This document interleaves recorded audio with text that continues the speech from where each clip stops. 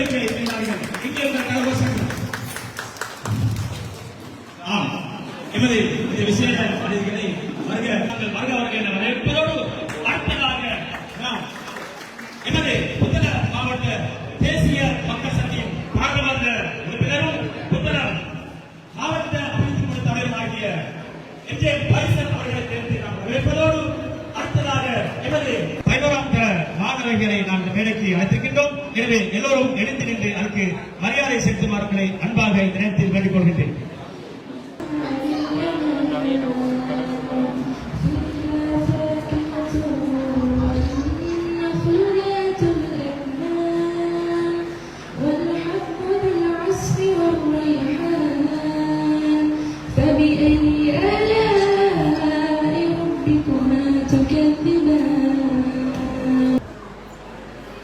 இந்த நிகழ்வு சந்தோஷமான நிகழ்வாக இருக்கிறது. ஒரு கட்டடத்தை கட்டுவது, அந்த கட்டடத்தை திறந்து வைப்பது என்பது இந்த அரசியல் வாழ்க்கையிலே பல வைபவங்களிலே கலந்து கொண்டாலும் இந்த கட்டடத்தை இன்று திறந்து வைப்பதிலே அல்ஹம்துலில்லாஹ் நான் மிகவும் சந்தோஷம் அடைகின்றேன். அதற்காக அதிபர் உட்பட பழைய கல்வி பணிமனை, ஏசிஎம்சி, இந்த நாகவெல்ல கிளையினர், இபிஐஓ உட்பட யாரெல்லாம் இதற்காக உழைத்தீர்களோ உங்களுக்கு முதலிலே எனது நன்றியை இந்த இடத்திலே நான் தெரிவித்துக் கொள்கிறேன். இன்றைய அரசியல் சூழலை பற்றி எங்களுடைய பாராளுமன்ற உறுப்பினர் ஃபைசல் அவர்கள் அவருடைய அரசாங்கத்தை பற்றி இங்கு பேசிக்கின்றார். பிரதேச தவிசாளர் தான் ஒரு சுயாதீன உறுப்பினராக 2 பேரோடு வந்து தவிசாளராக நான் வந்து இந்த பிரதேச சபையை நான் ஆண்டு கொண்டிருக்கிறேன் என்று அவரும் பேசிவிட்டு சென்றார். எனவே 2 பேரும் 2 கட்சிகளை சார்ந்தவர்கள். ஒருவர் இந்த நாட்டுடைய ஆளுங்கட்சியை சார்ந்தவர், ஒருவர் இந்த பிரதேசத்துடைய ஆட்சியை தலைமை தாங்கி செல்லுகிற இன்னொரு கட்சிக்காரர்.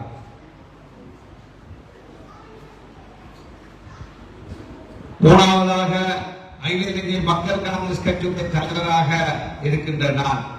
எனவே 3 கட்சிகள் இங்கே இந்த வைபவத்திலே கலந்து பேசிவிட்டு 2 பேர் சென்று விட்டார்கள். நான் இப்பொழுது பேசிக் கொண்டிருக்கிறேன். நான் சொன்னார் பெற்றோர்களையும் விழித்துக் கொள்ளணும். பெற்றோர்களையும் இந்த இடத்திலே கௌரவமாக நான் விழித்துக் கொள்கின்றேன். எனவே அரசியலுக்கு அப்பால் அல்லாஹ்வுடைய உதவியினால் நிறைய பணிகளை ஆற்றியிருக்கிறோம்.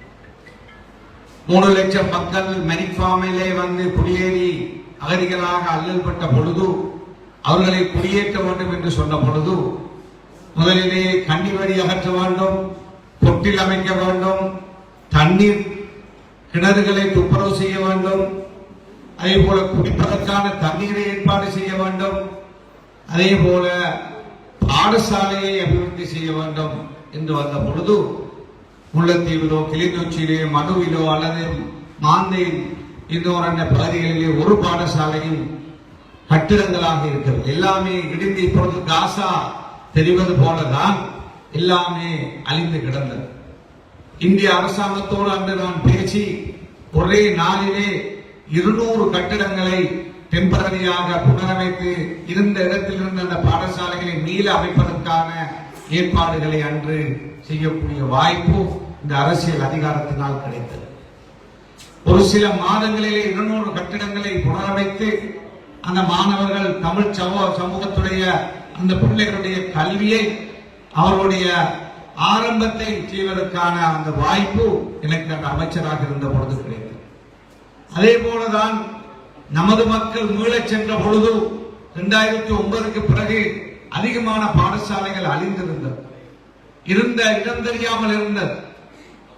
சில ஊர்களுடைய பெயர் நாலாங்கட்டையில் இருந்து அதாவது முருங்கனிலிருந்து சிலாவத்துறை சொல்லுகின்ற பொழுது அந்த நாலாங்கட்டை அந்த அருவியாறு பாலத்திலிருந்து சிலாவத்துறை வரை வெறும் 2 பக்கமும் காடுகள் தான் இருந்தது. 2 ஊர்கள், நிறைய ஊர்கள், அது வேப்பங்குளம், பொக்கேரி, அதே போல புதுவெளி, கூழாங்குளம், ஆத்திக்குடிப்பு என்று அந்த பாதைகள், முன்னர் இருந்த பாதைகள் கூட அழிந்திருந்தது. எனவே அவற்றையெல்லாம் புனரமைத்து அந்த பாடசாலைகளை சைபரிலிருந்து கட்டி எழுப்ப வேண்டிய ஒரு தேவை அந்த காலத்தில் இருந்தது. அல்ஹம்துலில்லாஹ் பல 100 கட்டடங்கள் கட்டப்பட்டு, பல மாடி கட்டிடங்கள் கட்டப்பட்டு அந்த பாடசாலைகள் எல்லாம் இன்று ஹயாத்தாக்கப்பட்டு அந்த பாடசாலைகள் இயங்கிக் கொண்டிருக்கிறது.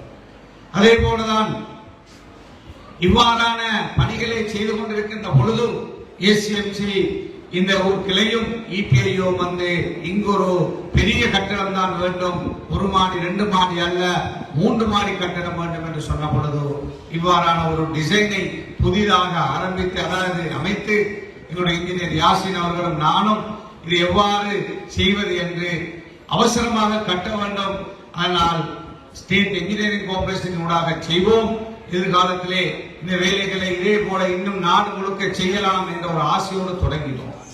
கெட்ட நேரத்துக்கு சஹரானுடைய குண்டு வெடிப்பு, அதன் பிறகு சஹரான் குண்டு வைத்த நாளிலிருந்து எமது நிம்மதி பறிபோனது. உங்களுக்கு தெரியும், அந்த குண்டோடு என்னையும் கனெக்ட் பண்ணி கடைசியிலே சிறையிலே கொண்டு அடைக்கும் வரை அந்த எதிர்த்தரப்பினர் நிம்மதியாக தூங்கவில்லை.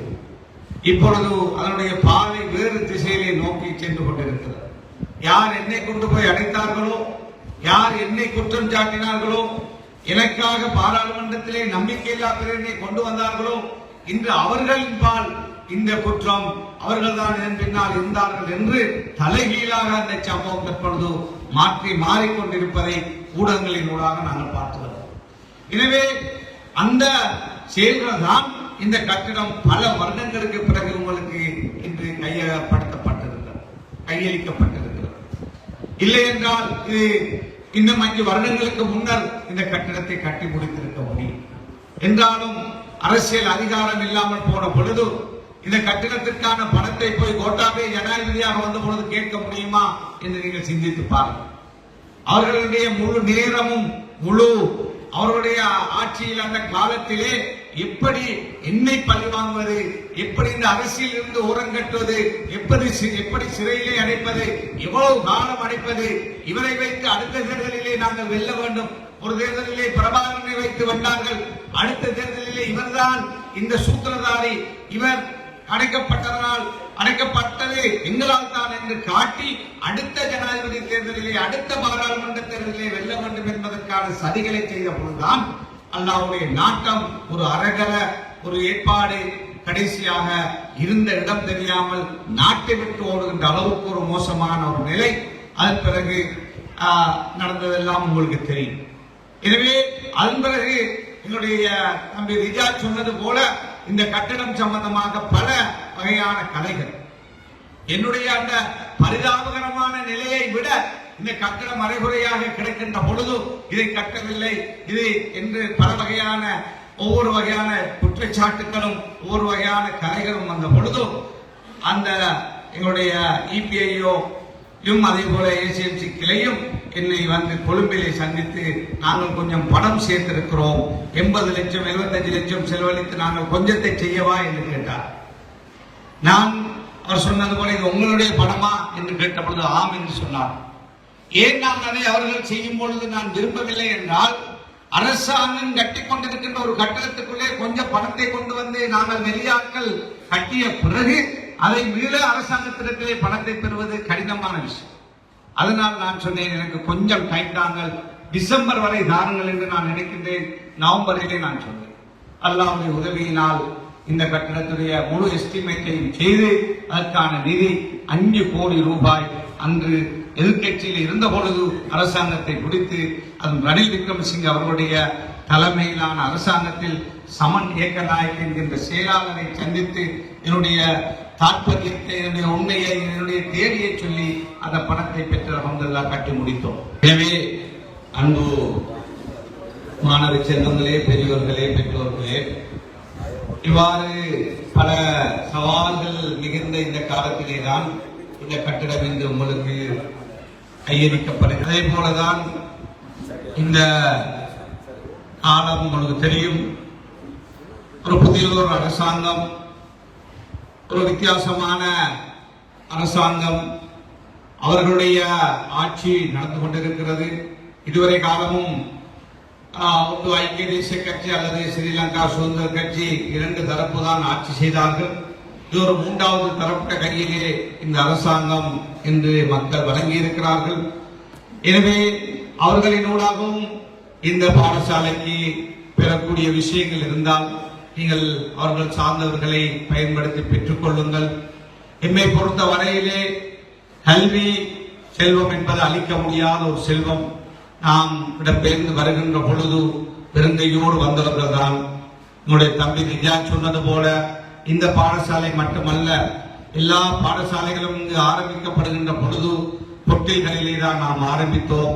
கதிரைகள் இருக்கவில்லை, மேசைகள் இருக்கவில்லை, கரும்பலகை இல்லை. இவ்வாறு பல சவால் மிகுந்ததாக மாலை நேர பாடசாலை, காலை நேர பாடசாலை, ஆசிரியர்கள் பற்றாக்குறை, ஆசிரியர்கள் இல்லாமல் பல நாட்கள் பாடசாலைகள் மூடப்பட்ட நிலை, ஆர்ப்பாட்டங்கள் நடந்த நிலை என்று பல ஒரு சவால் மிகுந்த காலமாகத்தான் கடந்த 3 தசாப்தங்கள் எம்மை சேர்ந்தது. அந்த வகையிலே இந்த ஊரை உருவாக்குவதிலே என்னுடைய மர்ஹூம் நூர்தீன் மசூர் அவர்கள் பெரிய தியாகம் செய்திருக்கிறார்.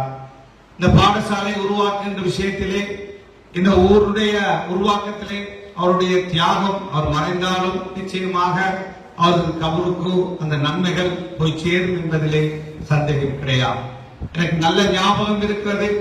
நான் பாராளுமன்ற உறுப்பினராக அமைச்சராக இருக்கின்ற பொழுது அவர் அரசியலிலே, அதாவது அந்த தேர்தலிலே தோல்வியடைந்த பிறகு நம்முடைய உனைசுடைய தந்தை மஜித் சேரும் இன்னும் ஒரு சிலர் பரக்கத்துல்லா சேருடைய ஒரு சிலர் என்னை வந்து சந்தித்த பொழுது இங்குள்ள பாடசாலையிலே ஆசிரியர் பிரச்சனை இருக்கிறது, எமது பிள்ளைகளுக்கும் ஒரு சிலருக்கு ஆசிரியர் நியமனம் தேவை என்று வந்த பொழுது நான் அந்த அவர்களுடைய லிஸ்டை எடுத்துவிட்டு மசூர் ராஜியாருக்கு நான் போல் எடுத்தேன்.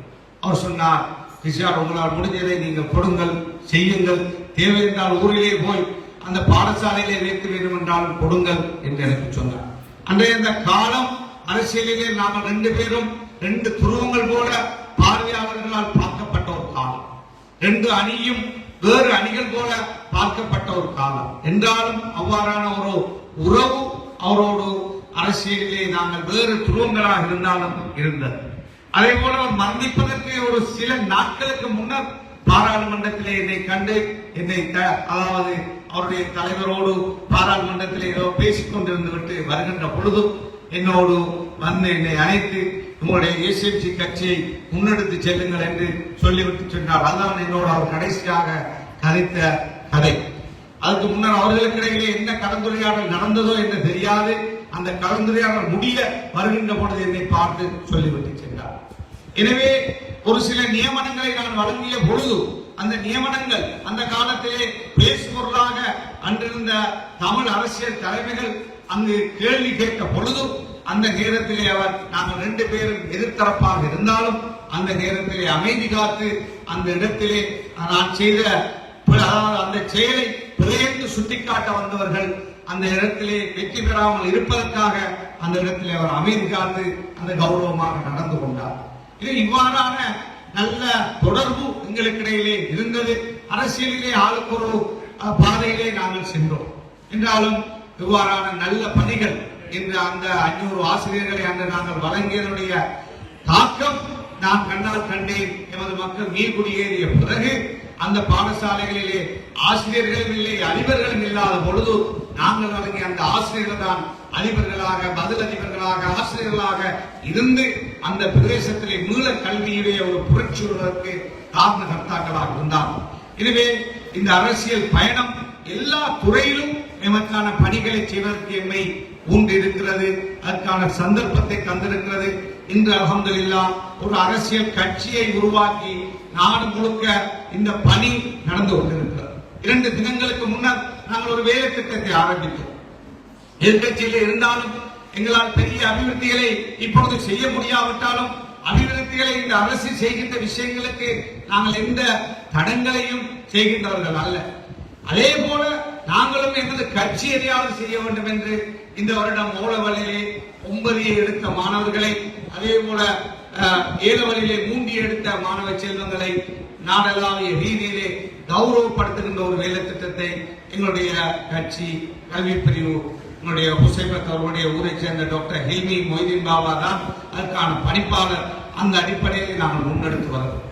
இன்று நான் என்னுடைய போனை பார்க்கின்ற பொழுதும் ஒரு விஓஜி, அதே போல ஒரு டாக்டர், அதே போல யூனிவர்சிட்டி லெக்சரர்ஸ் எனக்கு அப்ரிசியேட் பண்ணி அனுப்பியிருந்தார்கள். எங்களுடைய பிள்ளைகளும் இவ்வாறு உங்களுடைய அந்த கௌரவங்களை பெற்றார்கள். எந்த ஒரு அரசியல் கட்சியும் செய்யாத ஒரு பணியை நீங்கள் செய்திருக்கிறீர்கள். இது பிள்ளைகளுக்கு மோட்டிவேஷனாக, பெற்றோர்களுக்கு ஒரு கௌரவமாக, அதே போல எதிர்கால பிள்ளைகளும் நாங்களும் அந்த கௌரவத்தை பெற வேண்டும், நமது பெற்றோர்களை மேடையிலே கௌரவப்படுத்த வேண்டும் என்று உணர்த்துவதற்கான ஒரு செயலாக பார்க்கிறோம் என்று எனக்கு ஒரு சில மெசேஜ்கள் வந்திருந்தது. எனவே அவ்வாறான நல்ல பணிகளை எங்கிருந்தாலும் நாம், அது அரசியல் எதிர்கட்சியாக இருக்கலாம், ஆளுங்கட்சியாக இருக்கலாம், அல்லது அரசியலில் இல்லாமல் போகலாம், நாங்கள் அவ்வாறான நல்ல விடயங்களை செய்கின்றவர்களாக நாம் எம்மை ஆக்கிக்கொள்ள வேண்டும். ஒன்றை நான் சொல்ல முடியும், இந்த அரசியல் பயணத்திலே நாங்கள் செய்கின்ற நல்ல பணிகளுடைய நன்மைகள் நிச்சயமாக யாரெல்லாம் உதவியாளர்களாக எங்களுக்கு இருந்தீர்களோ, இருக்கிறீர்களோ, அல்லது உதவி செய்கிறீர்களோ அவர்களுக்கும் நிச்சயமாக இந்த கட்டடமாக இருக்கலாம் அல்லது செய்கின்ற எல்லா நல்ல பணிகளுடைய நன்மைகளும் இன்ஷா அல்லாஹ்வுடைய பங்கு உங்களையும் வந்து சாரும். இந்த எத்தனை பேர் கபரிலே இருக்கிறார்கள், அவர்களையும் போய் சேரும் என்பதிலே சந்தேகம் கிடையாது என்று கூறி என்னை அழைத்தமைக்கு நன்றி கூறி இன்ஷா அல்லாஹ் எம்மால் முடிந்த நல்ல பணிகளை எதிர்காலத்திலும் இந்த மண்ணுக்கும் மக்களுக்கும் பாடசாலைக்கும் எங்களால் முடிந்தது இன்ஷா அல்லாஹ் செய்வோம் என்று கூறி இந்த சந்தர்ப்பத்திற்கு நன்றி கூறி விடைபெறுகிறேன். என்னுடைய நஜிமி சேவைக்கு நான் சொல்ல மறந்துட்டேன். அவரும் என்ன இருக்கிறவங்க இல்லை, அவருக்கு நிலைமை தெரியாது. இங்க நான் இருக்கிற யாராவது ஒருத்தர் அதிக சொன்ன உடனே இருந்து எனக்கு போல் எடுப்பார். சரி, இது நடக்குமா நடக்காதா? பெரிய கஷ்டமா இருக்கு சார், இங்க இருக்கிறது எனக்கு எப்படியாவது முடிச்சு தருதுன்னு சொல்லுவார். எனவே அதே போல நிறைய பேர் நான் ஒருவராக சொல்ல விரும்பவில்லை, நிறைய பேருடைய தியாகம் நான் இருக்கிறது. எல்லோருக்கும் அல்லாஹ்வுக்குரிய கூலியை கொடுக்க வேண்டும் என்று வேண்டி விடைபெறுகிறேன். நன்றி.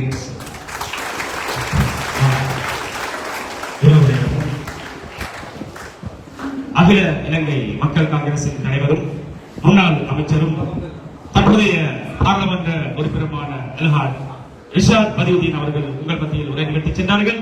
உண்மையில் அரசியலில் நாங்கள் இரண்டு துருவங்களாக இருந்தாலும் சேவையில் ஒன்றிணைந்தோம் என்ற அந்த கருத்தை இங்கே சொல்வதில் பார்க்கத்தக்கது. எனவே அவருக்கு நாங்கள் நேரத்தில் நன்றியை தெரிவித்துக் கொண்டு இறுதியாக இந்த நிகழ்ச்சியிலே ஒரு கசிதாவை தருவதற்காக தரம் 8 மாணவர் குழுவை மேடைக்கு. மனிதனுக்கு மனிதன் நன்றி செலுத்தாது, இறைவனுக்கு நன்றி செலுத்த மாட்டார். எங்களோட முன்னாள் அமைச்சர் அவர்களும் விடுத்து பேசினார்.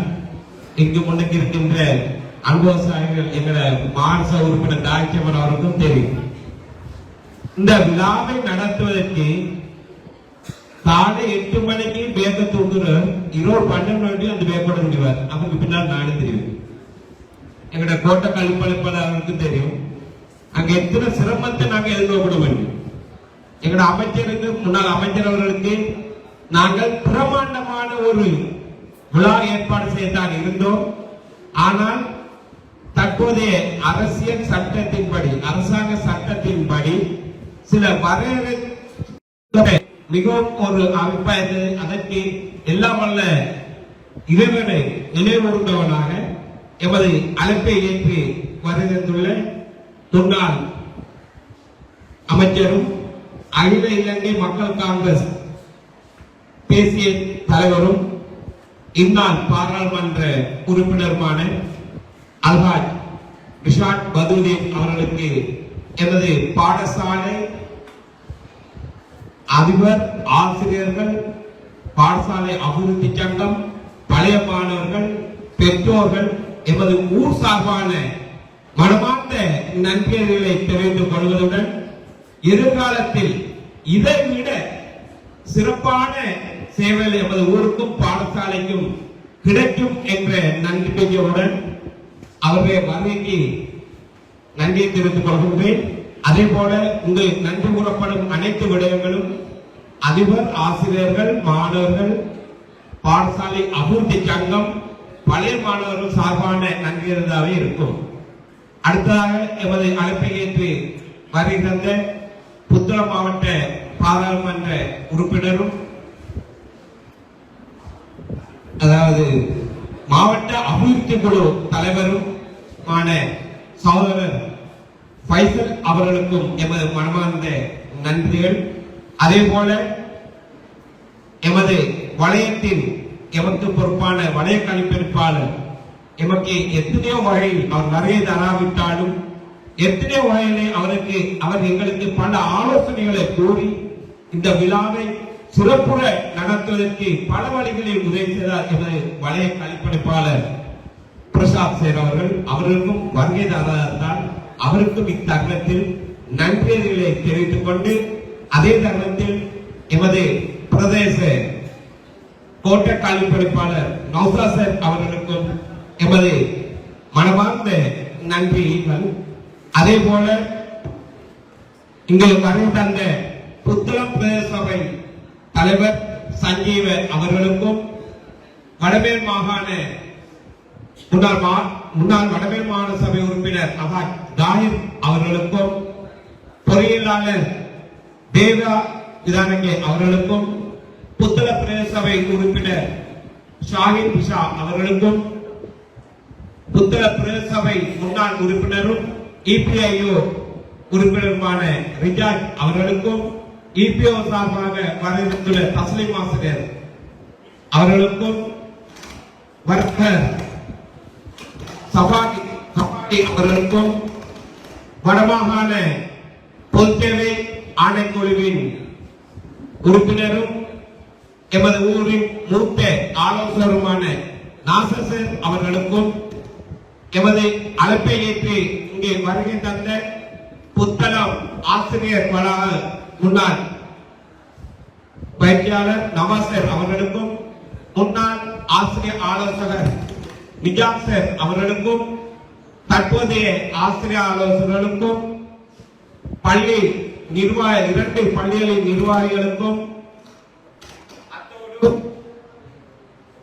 ஓய்வு பெற்ற அதிபர்கள் எமது அழைப்பை ஏற்று வருகின்ற அயல் பாடசாலைகளின் அதிபர்கள் நலன் விரும்பிகள் எமக்கு பல வகையிலும் உதவி செய்த நல்லுள்ளங்கள் அனைவருக்கும் இவ்வினிய வேளையில் நன்றிகளை தெரிந்து கொள்வதுடன் யாரும் விடுபட்டிருந்தால் அவர்களும் இந்த விடுபட்டிருந்து மன்னித்து கொள்ளுமாறு வேண்டிக் கொண்டு அனைவருக்கும் இந்த விழா சிறப்புற நடந்தமைக்காக அனைவருக்கும் எமது பாடசாலை அதிபர் ஆசிரியர்கள் பாடசாலை அபிவிருத்தி சங்கம் பழைய மாணவர்கள் எமது மாணவ செல்வங்கள் சார்பாக மீண்டும் நன்றி அறிவை தெரிந்து கொண்டு முக்கியமான இது வேர்வாத்திய இசை வாத்தியத்தை தந்துதவிய புத்தளம் சென்ட் மேரிஸ் நிர்வாகத்தினருக்கும் இத்தருணத்தில் மனமார்ந்த